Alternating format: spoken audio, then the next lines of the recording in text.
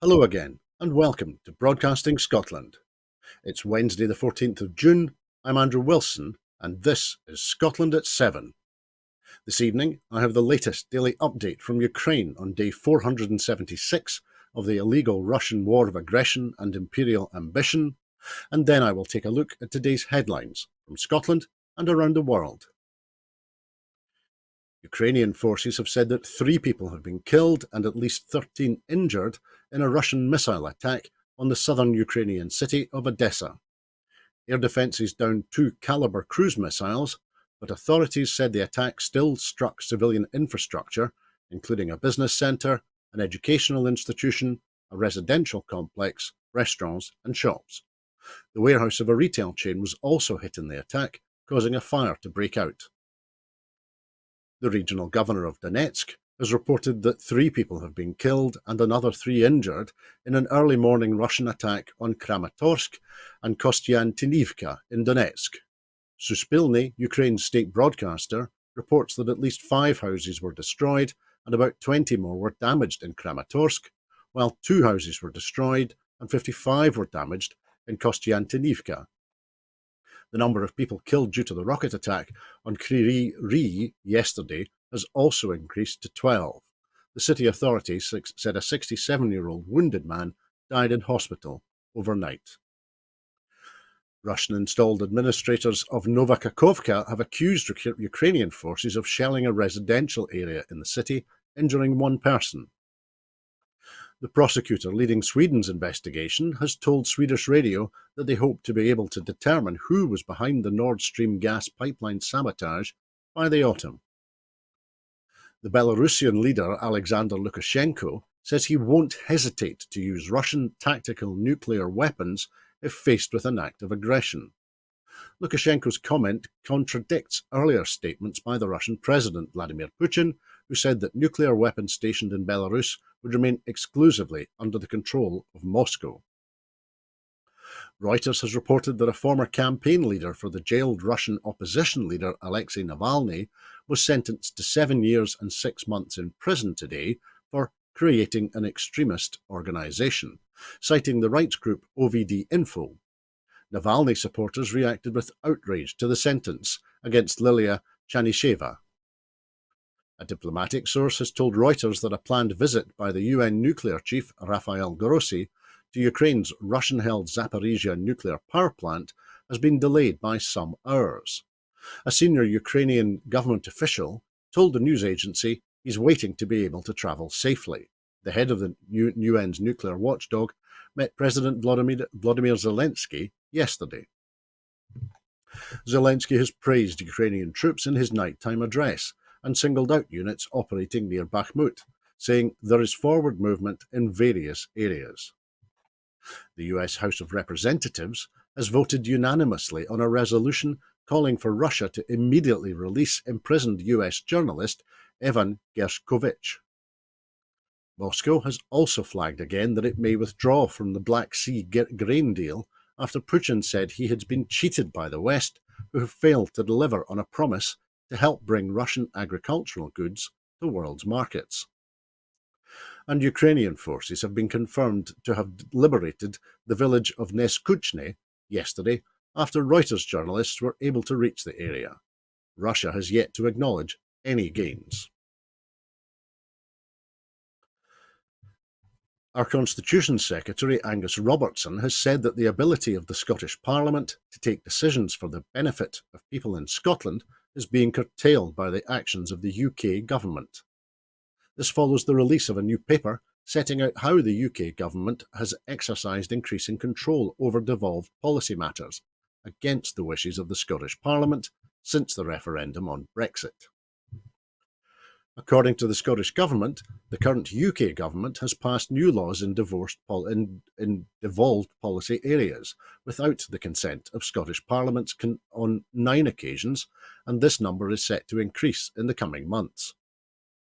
The paper describes the impact of UK Government decisions on devolution, including passing legislation that reduces the effective powers of the Scottish Parliament, giving powers to UK ministers to intervene directly in matters that the Scottish Parliament is responsible for, undermining the Sewell Convention that the Westminster Parliament will not normally legislate with regard to devolved matters without the consent of the Scottish Parliament, and blocking legislation on devolved matters passed by the Scottish Parliament for the first time, and other actions taken by the current government. Commenting further, Angus Robertson said, "The evidence the Scottish Government is presenting today sets out the range of underhand mechanisms the UK Government ministers are using to undermine the democratically elected Scottish Parliament and exert tightening Westminster control on Scottish life," adding, "I hope that this evidence will be used by all those who value the Scottish Parliament and wish to protect this essential national democratic institution." The Wellbeing Economy Secretary Neil Gray is set to deliver an address to the first Wellbeing Economy Forum in Reykjavik, Iceland today, as part of a visit that also includes a bilateral meeting with the Icelandic Prime Minister Katrín Jakobsdóttir. He plans to discuss Scotland's partnership with other countries in transforming to a wellbeing economy, with emphasis on the important role of business and the proven economic benefits of this kind of economic plan. Wellbeing economies are said to focus on entrepreneurism, innovation, and high-quality jobs paying a fair wage, investing tax revenues in public services, and tackling poverty and social inequalities. The latest figures on GDP show that the UK economy has returned to growth in April. According to the Office for National Statistics, gross domestic product rose by 0.2% month on month, and this is in line with predictions of City economists. They predicted that the economy would bounce back slightly from a 0.3% output decline in March. This increase was likely fueled by a rise in consumer spending, but was partially offset by the dip in the health sector due to the junior doctors' strike action in England. There was also a decline in computer manufacturing and the pharmaceuticals industry. These recently released figures come amid increasing expectations that the Bank of England will raise interest rates again next week from its current level of 4.5%. That will make this the 13th increase in succession from the bank. This move is likely to put further strain on households and businesses who are already feeling the pressure of the sharpest rise in borrowing costs for decades. Figures released yesterday show that the wage growth is hitting the highest level since the COVID pandemic. Alongside inflation falling by less than expected in April, that's to 8.7%, this led many to expect a rise in interest rates. Analysts warned that the general rise of GDP by 0.1% in the months leading up to April was unlikely to last due to increased interest rates impacting mortgage holders. Ruth Gregory, the Deputy Chief UK Economist at Capital Economics, said financial markets are still anticipating an increase in rates by more than 1% from the bank, adding that this is possible a recession is on its way in the second half of this year. In response to the figures from April, Chancellor of the Exchequer Jeremy Hunt said, "We are growing the economy, with the IMF saying that from 2025 we will grow faster than Germany, France and Italy. But high growth needs low inflation, so we must stick relentlessly to our plan to halve the rate this year to protect family budgets." Rachel Reeves, the Shadow Chancellor, commented saying that the facts remain that families are feeling worse off, facing a soaring Tory mortgage penalty, and we're lagging behind on the global stage. And the SNP's economy spokesperson, Stuart Hosey MP, stated that at a time when millions of households are suffering from the Westminster cost of living crisis, neither the Tories or pro-Brexit Labour offer families an alternative. Westminster control is damaging Scotland's economic potential, he said. The SNP has demanded a parliamentary inquiry into the impact of Brexit on the soaring cost of living in the UK in an Opposition Day debate at Westminster. The SNP has planned to push for a vote on the motion and has urged the Labour Party to follow suit in the SNP's opposition to the UK government's handling of Brexit. This comes as analysis from the London School of Economics revealed Brexit had added £6 billion to UK food bills, leaving households £210 worse off on average.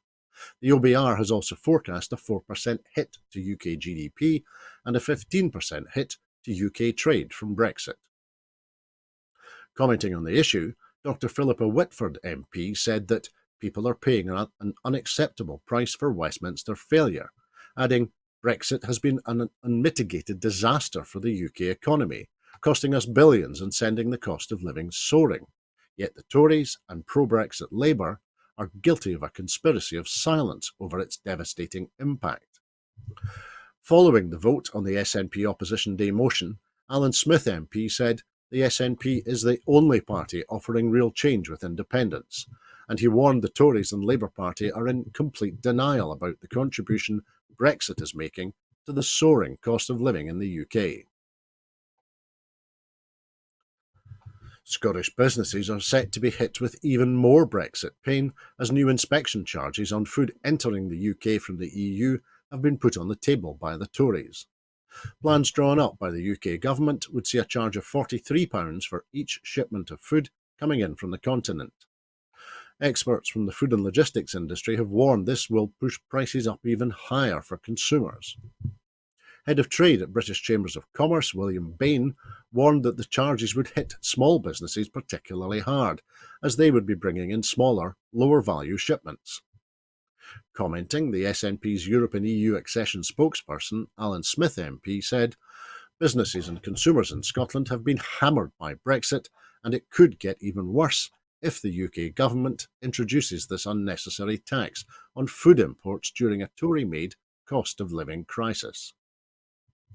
This would increase costs for food producers, and that cost would be passed on to consumers, who are already having household budgets cut to the bone due to Brexit and the economic incompetence of this rotten Tory government. Scottish businesses have been devastated by Brexit, as they have had a trade barrier put in front of them to the biggest single market in the world, the European Union. We have no hope of a brighter future under a Labour government either, as they would keep Scotland out of the European Union no matter the never-ending economic consequences of Brexit. The FTSE 100 oil company Shell has announced today that its oil production will remain stable for another 7 years, despite previously pledging to cut output by around 1 to 2% each year. The new chief executive at Shell, Wael Sawan, was appointed last September and has since shifted the company away from his predecessor's pledge of achieving net zero by 2050, instead emphasising financial returns for investors, such as increased payouts to shareholders. Despite stating in its 2021 strategy that it would aim for an expected gradual reduction in oil production of around 1.1 or 2% each year, including divestments and natural decline, Shell has today argued that their earlier strategy did not constitute a commitment to steadily decreasing oil production. Instead, the company claimed that it had already hit the target within 7 months of its announcement, due to the $9.5 billion sale of its interest in an oil project in the Permian Basin in Texas. The sale in 2021 reduced its output of oil from 1.9 million barrels in 2019 to 1.5 million barrels, a decline of 21%. The latest strategy update from Shell focuses on cutting costs and targeting its most possible areas, committing to a growth in production of fossil fuel gas and keeping oil production steady. A 15% dividend increase is also planned, along with a $5 billion share buyback for investors. According to the United Nations Refugee Agency, the war in Ukraine has led to the largest annual increase of people forcibly displaced by conflict, violence, persecution, and human rights violations in a decade. The report, released today by the UNHCR, states that in 2022 the number of displaced people grew by 21%, and that by the end of the year it had reached an estimated 108.4 million people. This figure rose to somewhere around 110 million, with the ongoing invasion of Ukraine and the conflict in Sudan being the biggest causes of this growth. In a statement given near the start of the war in Ukraine, UNHCR said that more than 200,000 refugees per day sought safety across borders, initially in countries neighbouring Ukraine. By the end of 2022, it reported that around 11.6 million Ukrainians remained displaced, including 5.9 million within their own country. and 5.7 million who fled to neighbouring countries. This was one of the fastest displacement crises and one of the largest since the Second World War. The war in Ukraine has not been the only cause of displacement across the globe, as other conflicts and issues have continued or erupted. The current fighting in Sudan has killed at least 190 children, and the number of people experiencing acute insecurity is predicted to increase by over 2 million in the next 3 to 6 months. The war in Ukraine has not been the only cause of displacement across the globe, as other conflicts and issues have continued or erupted. In Myanmar, the number of forcibly displaced people rose by 331,600 from 2022 to the end of May this year, leaving the total at 1.8 million. And the number of people in the Democratic Republic of Congo who are displaced has increased to 6.2 million. UNHCR has been reporting on forced displacement for decades. However, its reliable records go back to the early 2000s. Matthew Saltmarsh, head of UNHCR's News and Media section, told The Guardian that more effort is needed by the international community. Politicians must focus on making peace, as well as continuing to provide financial support to address the needs of the forcibly displaced. At least 78 people have died and scores more are feared missing in the deadliest migrant shipwreck off Greece this year. The victims, nearly all of them men from Afghanistan and Pakistan, drowned when the boat they were travelling in capsized off the southern Peloponnese. The vessel, thought to have been carrying several hundred people, had set out from eastern Libya for Italy. It was unclear whether it was a fishing trawler or a cargo ship. There has been a dramatic rise in the death count, which is climbing by the hour, said one official. Speculation is rife that as many as 600 people were on board, but that has not been confirmed. The ship is under the water. It has sunk. About 104 passengers had been rescued as of Wednesday afternoon, he said. Greece's public broadcaster, ERT, reported unprecedented scenes at Kalamata, the Peloponnesian town where the dead and injured were being taken. Coast Guard vessels, a Navy frigate, military transport planes, an Air Force helicopter, and an array of private craft were participating in the search for survivors. Rescue efforts were initially hampered by strong winds. Greek authorities and officials from the EU border agency Frontex were alerted to the stricken ship late yesterday. A helicopter piloted by Frontex agents who had intensified patrols in the frontline country had first spotted the boat in international waters, about 50 miles southwest of the town of Pylos in southern Greece. Smugglers are taking ever greater risks to evade patrols. They are increasingly operating in international seaways with the aim of dropping off their human cargo in Italy rather than the more heavily guarded Greece. The Royal National Lifeboat Institution has revealed that almost a third of the people saved by lifeboat crews in the UK and Ireland last year were rescued in the Channel as they tried to cross in dinghies and small vessels. The published figures from the RNLI say that its volunteers have saved the lives of 108 men, women and children who were crossing in small boats. Its crews, mainly based in Dover and Dungeness in Kent, have launched 290 times to people making the voyage across the Channel. Having apparently faced criticism from figures such as the former leader of UKIP, Nigel Farage, for rescuing migrants and refugees, the charity said it was unashamed and unapologetic for saving lives at sea. The RNLI also announced that a new mass rescue equipment is being developed, and that it was about to begin using a sea staircase in the Channel that can evacuate 20 people from the water in about 90 seconds. In total, the RNLI's lifeboats and lifeguards saved 506 lives last year. Of these, 389 were rescued by lifeboat crews. It launches to small boats in the Channel made up around 3% of the total for the whole year from the 238 lifeboat stations around the UK and Ireland. The Circular Economy Bill, published today, looks to create the tools to tackle waste and increase reuse and recycling rates. This bill gives ministers the power to set local recycling targets, set statutory targets to measure progress in reducing waste and the nation's carbon footprint, and ban the disposal of unsold consumer goods to prevent good products ending up in landfill, and to place charges on single-use items like coffee cups to encourage the move to reusable alternatives. Local authorities will also be given additional enforcement powers, allowing them to crack down on fly tipping and littering from cars. The Scottish Government also has plans to work with local authorities to co-design an updated National Code of Practice for household waste recycling, to improve the consistency of services and increase the quality and quantity of recycling that is collected. Commenting on the bill, Circular Economy Minister Lorna Slater said that the Circular Economy Bill will give local councils and the Scottish Government the powers they need to transform our economy and tackle the throwaway culture.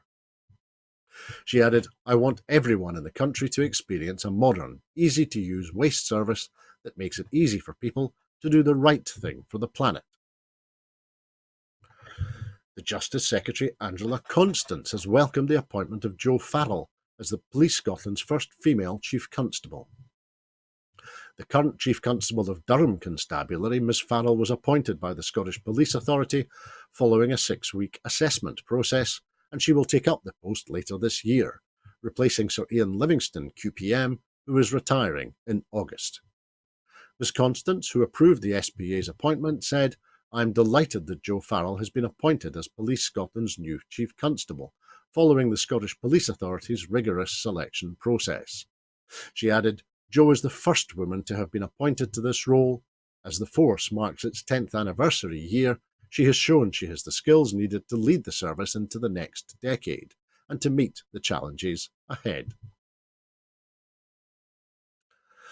6 projects involving the University of Strathclyde, which aim to increase grid resilience and accelerate the UK's transition to net zero, have received funding from Ofgem's Strategic Investment Fund, building on 3 successful projects awarded during Round 1. A total of 53 projects under Round 2 discovery phase were approved across the UK. The awarded projects involving Strathclyde are SCOHL, which will investigate the potential use of high-temperature superconductor technologies on National Grid's overhead line assets to increase power transfer capability, as well as assessing the potential benefits, costs, technical limitations, and creating a possible roadmap for business-as-usual implementation. Strathclyde is leading the work package on technology assessment and application considerations. Blade, which looks at bringing black start to offshore wind to commercial reality by building the necessary cross-industry understanding. It aims to do this by demonstrating the potential of state-of-the-art offshore wind turbines to provide black start restoration services and to ensure they can meet the requirements of the onshore network to grow the energy island throughout. The InSight project, led by Scottish and Southern Electricity Networks, aims to deliver a virtual real-time alert and control system that can monitor and mitigate different types of oscillation events experienced on the networks.